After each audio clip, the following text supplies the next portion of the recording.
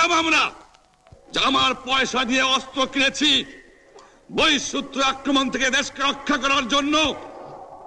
আজ সেই অস্ত্র ব্যবহার হচ্ছে আমার দেশের গরিব দুঃখী অস্ত্র মানুষের বিরুদ্ধে, তার বুকের উপরে হচ্ছে গুলি।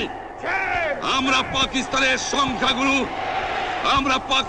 সংখ্যাগুরু, আমরা বাঙালিরা যখনই ক্ষমতায় যাওয়ার চেষ্টা করেছি, যখনই এদেশের মালিক হবার চেষ্টা করেছি, তখনই তারা আমাদের উপরে ঝাঁপিয়ে পড়েছেন। এই ভাষণের মধ্যে একটি লজিক্যাল প্রোগ্রেশন, ক্রমেই আন্দোলনের ডাকের দিকে যেভাবে যাচ্ছি সেটি স্পষ্ট হয়।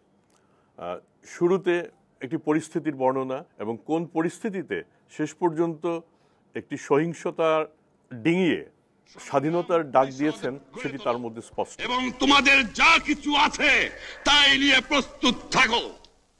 মনে রাখবা, রক্ত যখন দিয়েছি, রক্ত আরো দেব, এই দেশের মানুষকে মুক্ত করে ছাড়বো ইনশাআল্লাহ।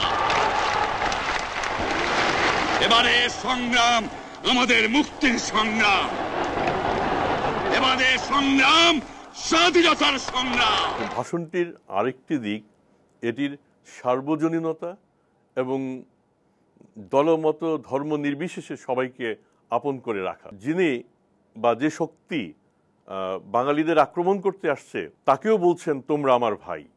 কাজেই এই ভ্রাতৃত্বের যে আহ্বান, সে আহ্বানে যারা সাড়া দেবেন বা সাড়া দিয়েছেন তারা আমাদের আপন। তোমরা আমার ভাই, তোমরা বাড়াকে থাকো, কেউ তোমাদের কিছু বলবে না, কিন্তু আর আমার বুকের উপর গুলি চালাবার চেষ্টা করো না, ভালো হবে না। 7 কোটি মানুষকে চাপায় রাখতে পারবো না। 1971-এর পর বাংলাদেশ অনেক এগিয়েছে। আজকে 2016, এখনো এই ভাষণের শক্তি, মাহাত্ম্য এবং প্রেরণা একইভাবে গুরুত্বপূর্ণ। ভাইয়েরা আমার, তোমরা আমার উপর বিশ্বাস আছে? আমি প্রধানমন্ত্রিত্ব চাই না, আমরা দেশের মানুষের অধিকার চাই।